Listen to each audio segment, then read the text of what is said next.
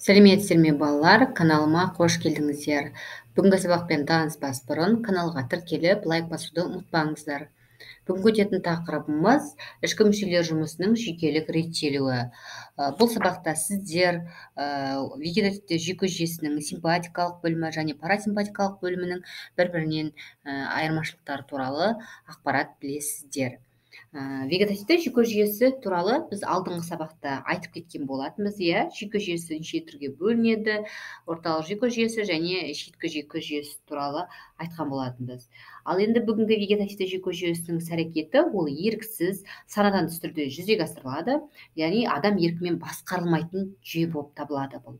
Адамның мысалы қалауы ас қорытуды жылдамдатуға, мысалы біз өзіміздің жүрегіміздің жұмысын баяулатуға, тамырлардың арнасын тарылту немесе кеңейтуге, тер бөлуді тоқтатуға болмайды. Яғни бұл біздің санамыздан тыс жүретін процестер болып табылады. Вегетативті жүйке жүйесі ішкі мүшелер және тамырлардың бірыңғай салалы бұлшықеттерінің іс-әрекеттерін қамтамасыз етеді. Вегетативті жүйке жүйесі екіге бөлінеді: симпатикалық бөлім және парасимпатикалық бөлім.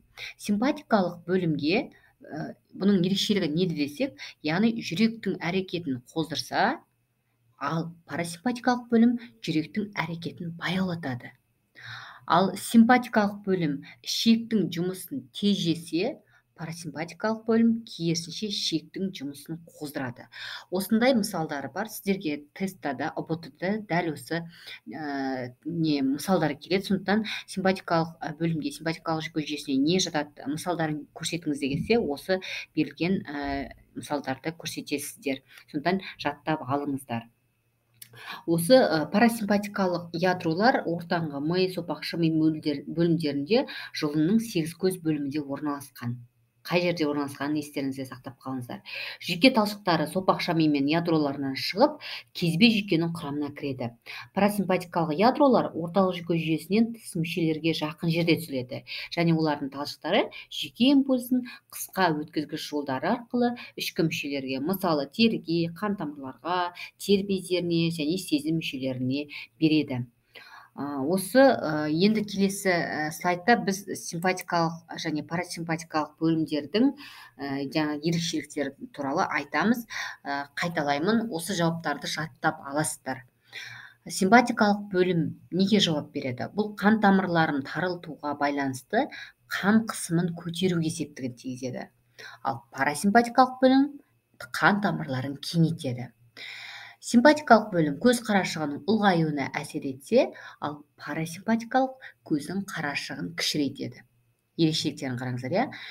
Келесі, симпатикалық бөлім көз жылу беруді жоғарылататын болса, ал парасимпатикалық жылу беруді төмендетеді. Симпатикалық бөлім жүректің жиырылу мөлшерін арттырса, ал парасимпатикалық жүректің іс-әрекетін ретке келтіреді. Одан басқа ас қорыту мүшелерінің іс-әрекетін қоздырады, қуықтың бұлшығы тунысын жоғарылатады. Парасимпатикалық бөлім ас қорыту мүшелерінің іс-әрекетін тежейді, яғни ақырындатады, және қуықтың бірыңғай салалы бұлшығы тұлпасын босаңсытады. Енді мына жердегі жауаптарға қарасаңыздар, симпатикалық бөлімнің өзінде 5 мысалы, ал парасимпатикалық бөлімде де 4-5 мысалдан көрсетілген. Бұлардың барлығы сіздерге ұбт-да міндетті түрде келеді.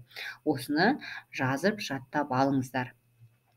Сұрақтарыңыз болса комментарийға қойыңыздар. Енді біз келесі сабақта сіздермен ұйқы туралы өтеміз. Ұйқының физиологиялық маңызы, ұйқының түрлері туралы сіздерге ақпарат беремін. Тыңдағандарыңызға рахмет. Менімен бірге болыңыздар.